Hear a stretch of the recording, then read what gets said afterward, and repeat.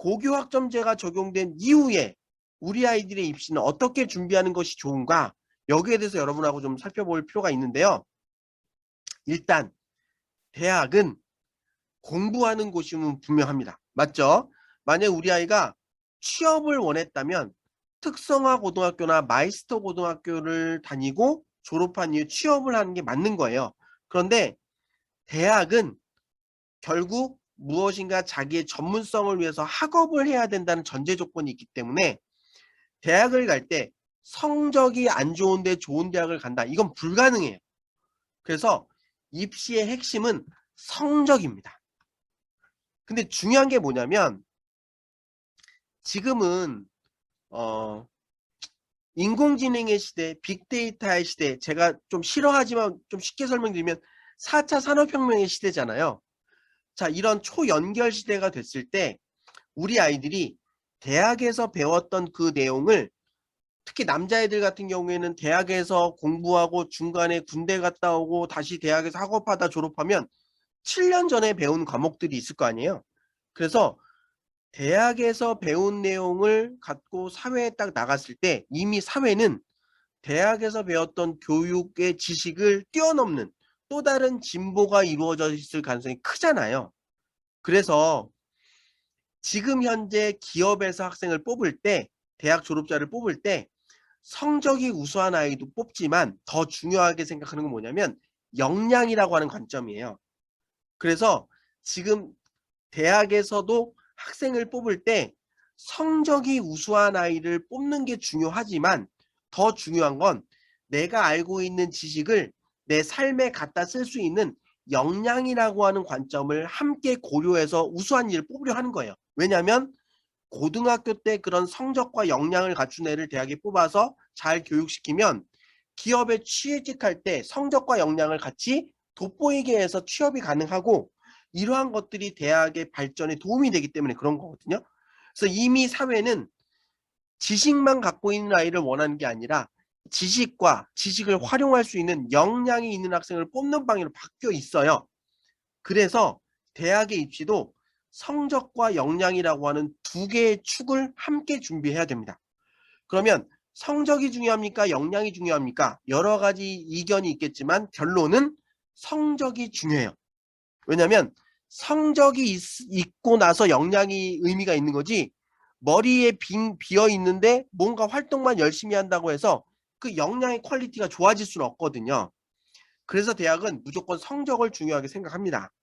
자, 그러면 이렇게 제가 말씀드리면 많은 학부모님들께서 그럼 우리 애가 고등학교 선택해서 올라갈 때 어떤 학교를 선택해야 될까요? 라는 여러 가지 고민들이 있는 거예요. 일단 성적을 보는 게 하나는 아까 말씀드린 것 수능과 관련된 성적이고 하나는 내신 성적이잖아요.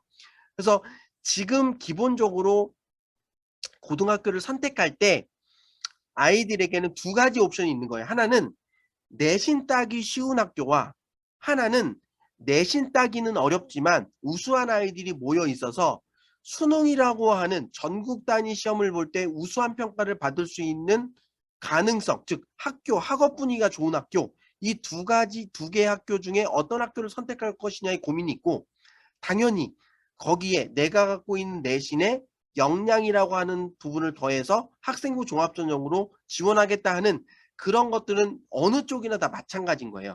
자, 그러면 성적에 대한 관점만 조금 더 말씀드리면 자, 여기 보시면 전국에 공부 잘하는 애들이 모여있는 전국 단위 자사고가 있죠. 하나고 용인외대부가 있어요. 그런 다음에 제가 얼마 전에 경기도에 있는 어떤 학생이 국제고 지원하는 것 때문에 한번 상담한 적이 있어서 자료를 조사한 게 있는데 그래서 경기도권에는 고양 국제고도 있고 고양 외국어 고등학교도 있어요. 그리고 전국 단위 자사고 말고 지역에 있는 아이들이 지원하는 광역 단위 자사고도 있거든요. 뭐 안산에 있는 동산고 유명하잖아요. 그리고 서울은 지금 평준화 지역이에요. 그래서 학교마다 다 동일한 지원 기회가 있는데 일부 지역은 지방은 좀 상당히 많은 지역이 아직도 비평준 지역이 있어요. 그래서 학교에 아이들이 원서를 내면 중학교 내신 성적으로 줄을 세워서 상위권 아이들을 합격시키고 나머지 불합격시키고 이렇게 학교를 선발하는 비평준 지역이 있습니다. 수도권 중에 파주는 비평준화 지역이라고 하고요. 파주에 있는 자공고, 자유형 공립고에 있는 운정고가 그 지역에서 공부를 잘하는 애들이 좀 모여 있는 학교라고 합니다.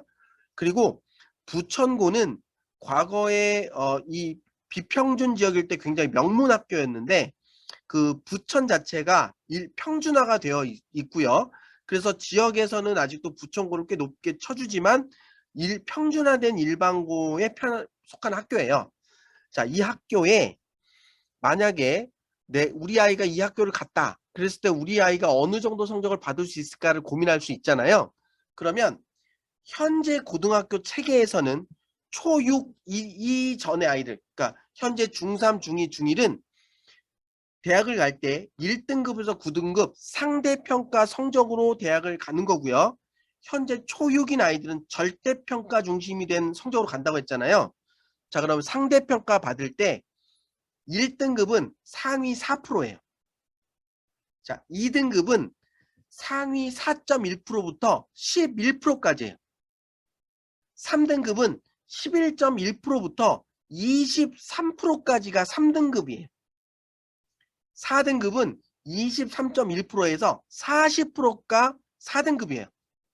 자, 그러면 우리 애가 하나고에 가서 국어를 90점 맞았다. 아까 보시면 90점까지 A, 80점 B, 70점 C, 60점 D, 60점 이하 E라고 그랬잖아요.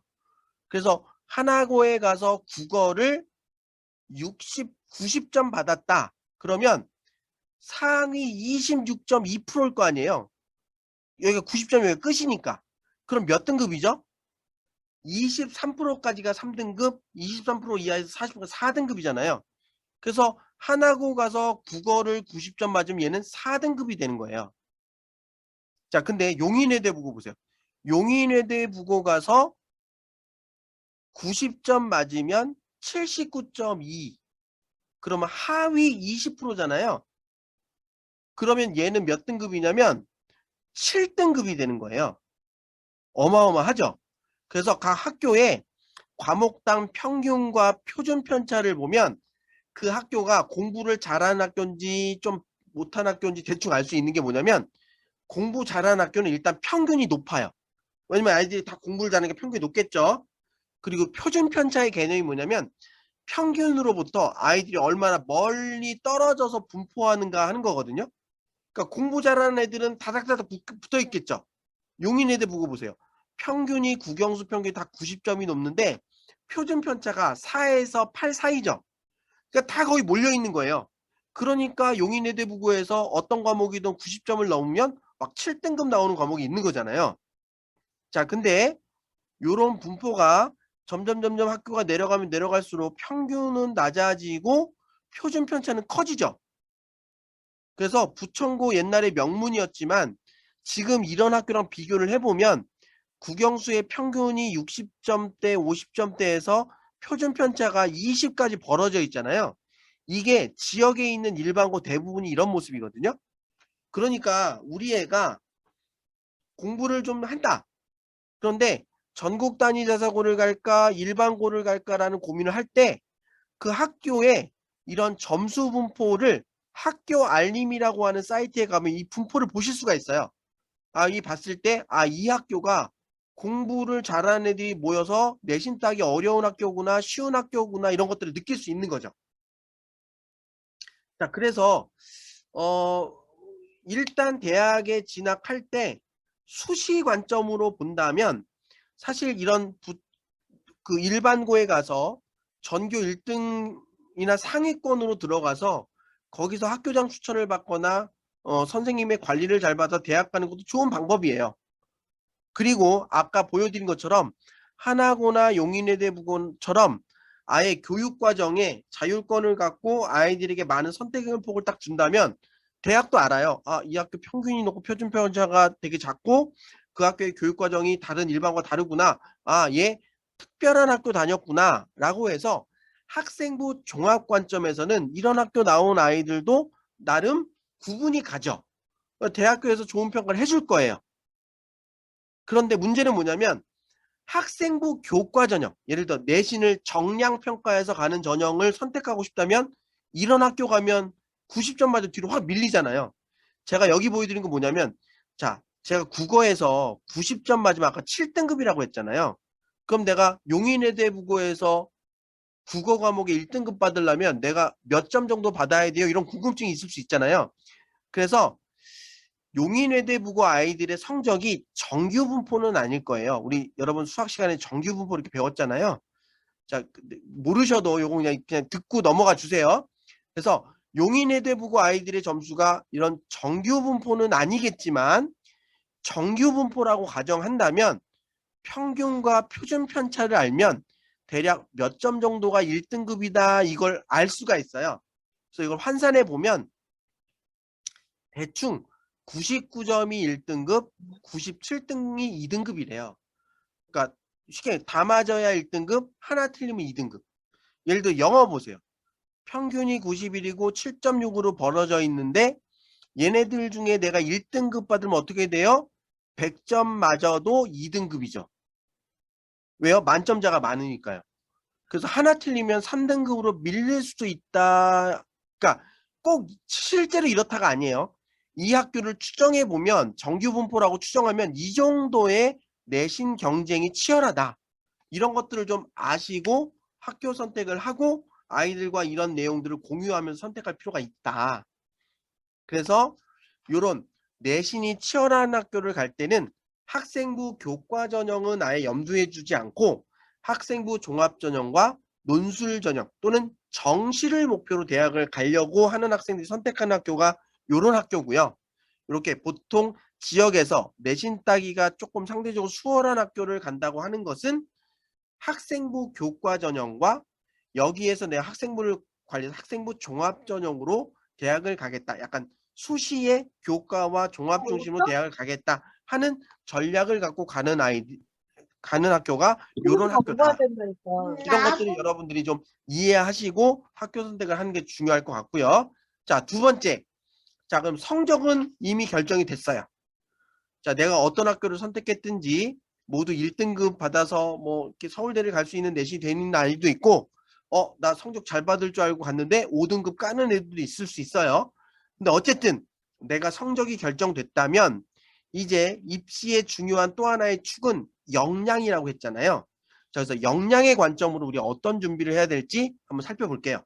참, 여기서 하나만 더.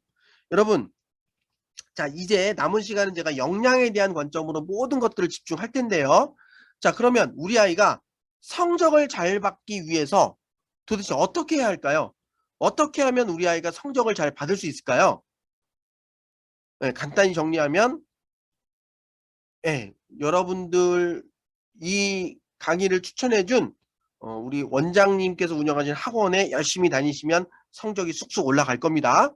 네, 그거는 제가 그냥 농담삼아 말씀드리고요. 자, 그래서 성적을 잘 받은 상태에서 우리 아이의 성적을 돋보일 수 있는 역량을 어떻게 만들 것이냐 하는 부분은 도대체 역량이 뭐냐는 것에 대한 정의서부터 출발하는 게 좋아요. 자, 제가 한번 예를 들어 볼게요. 제가 중국어 학원 한 6개월 다녔다고 가정을 해볼게요. 그래서 간단한 인사말과 간단한 중국어 회화가 가능한 수준이에요. 근데 갑자기 저를 중국으로 저희 회사에서 출장을 보냈다고 가정해 볼게요. 제가 중국 거래처에 갔습니다. 그럼 제가 중국 거래처에 가서 중국말을 할 수 있을까요? 없을까요? 많은 분들이 할 수 없다고 얘기하실 것 같은데요. 저는 중국말 할 수 있어요. 왜요? 6개월 중국어원 다녔잖아요. 그래서 니하오, 니칠판너마 뭐 이런 얘기 할 수 있어요. 그죠? 그런데 중요한 건 뭐냐면 제가 출장 간 목적, 중국 거래처에 가서 중국어로 계약을 할 수 있을까요? 이건 할 수 없죠. 즉, 저는 중국어에 대한 어휘에 대한 지식과 문법에 대한 지식이 있어요. 하지만 그 지식을 갖고 내가 목표로 하는 어떤 결과물을 만들 수 있나요? 없죠. 바로 이 결과물을 만들 수 있는 힘을 역량이라고 해요. 그래서 전 세계 교육은 지금 역량 중심의 교육으로 바뀌어가고 있고요. 인재 선발 기준도 역량 중심의 인재 선발 기준으로 바뀌어가고 있어요.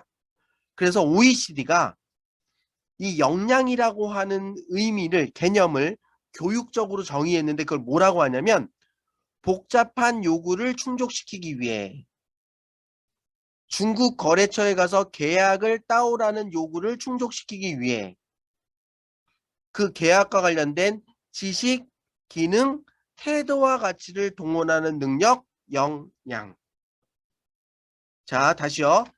내가 갖고 있는 지식과 스킬, 지식을 활용할 수 있는 스킬, 그리고 타인과 협업할 수 있는 태도와 가치를 동원해서 나에게 주어진 복잡한 요구를 충족시킬 수 있는 능력, 역량.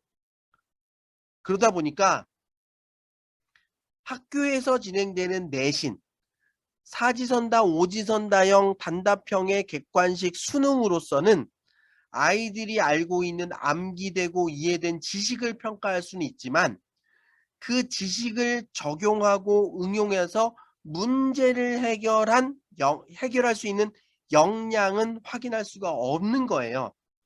그래서 학교생활기록부와 면접을 통해서 이 아이가 자신이 알고 있고 이해하고 있는 지식을 활용해서 자신의 문제를 해결할 수 있는 경험과 능력이 있는지를 확인하는 것, 그게 바로 학생부 종합전형의 핵심 평가 기준이 되는 거예요. 자, 그래서 대학에서 아이들이 학생부를 볼 때 뭘 보는 거냐면 이 학생이 자신이 관심 있는 어떤 문제를 스스로 발견해내고 그 문제와 관련된 여러 가지 현황의 지식을 이해한 다음에 내가 알고 있는 모든 능력을 동원해서 그 문제를 해결할 수 있는 대안을 스스로 만들어내고 그 대안을 적용해서 그 문제를 해결한 결과물, 예를 들면 그것들을 탐구보고서로 결과물을 만들었든 아니면 누구에게 발표로 결과물을 만들었든 UCC로 결과물을 만들었든 그 결과물을 보고 이 학생이 저 정도 수준의 문제를 스스로 해결할 수 있는 역량이 있구나. 저 정도면 면접 볼만 하겠는데 라고 판단한다 이거죠. 그리고 실제로 그 역량이 있는지 면접에서 확인해서 최종 합격자를 선발하는 프로세스로 입시의 방향이 바뀌고 있다. 그래서 실제로 상위권 대학에 합격한 아이들을 보면 내신 점수도 중요하고 수능 점수도 중요하지만 자신의 진로 목표에 맞춰서 다양한 학교 수업과 창체 활동 속에서 자신의 관심사를 어떻게 연결시켜서 그 주제와 관련된 결과물을 만들어냈는지를 꼼꼼히 준비한 아이들만 학생부 종합전형으로 자신의 내신 성적 이상의 학교를 갈 수 있는 것이다. 그런 것들을 여러분 꼭 기억하셨으면 좋겠어요. 자, 그러면 도대체 어떻게 그런 역량이란 것을 학교 생활에서 만들 수 있는가? 여기서 굉장히 중요한 게 결국 선택의 문제가 되게 중요해요. 뭐냐면 내가 학교 생활에서 내신도 관리하고 수능도 관리해야 되잖아요. 거기에 뭔가 결과물도 만들어야 되는 거예요. 역량을 드러낸 결과물. 그러기 위해서는 내가 갖고 있는 시간과 에너지를 지혜롭게 활용할 수 있어야 돼요.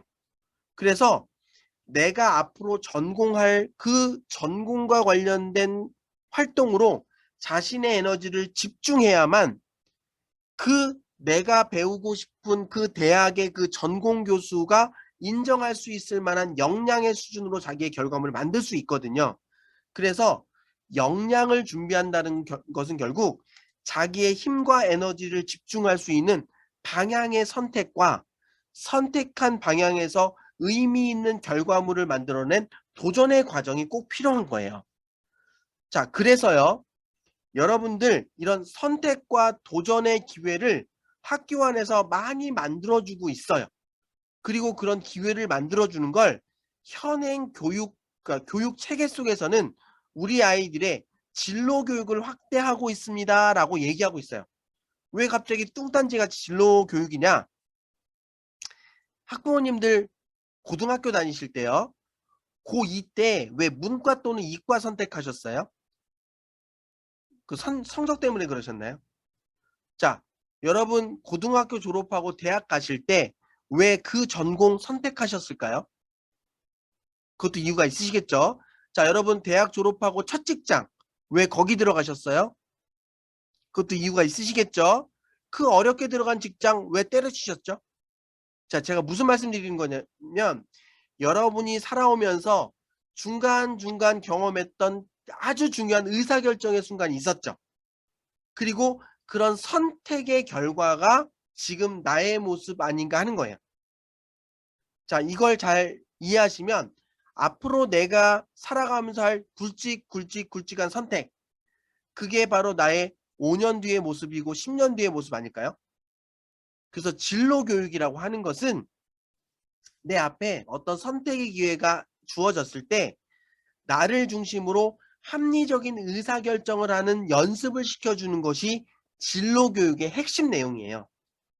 그리고 그런 선택을 할 때 내가 어떤 방향으로 나아가겠다는 방향 결정이 돼 있다면 그 선택이 수월한 거고요.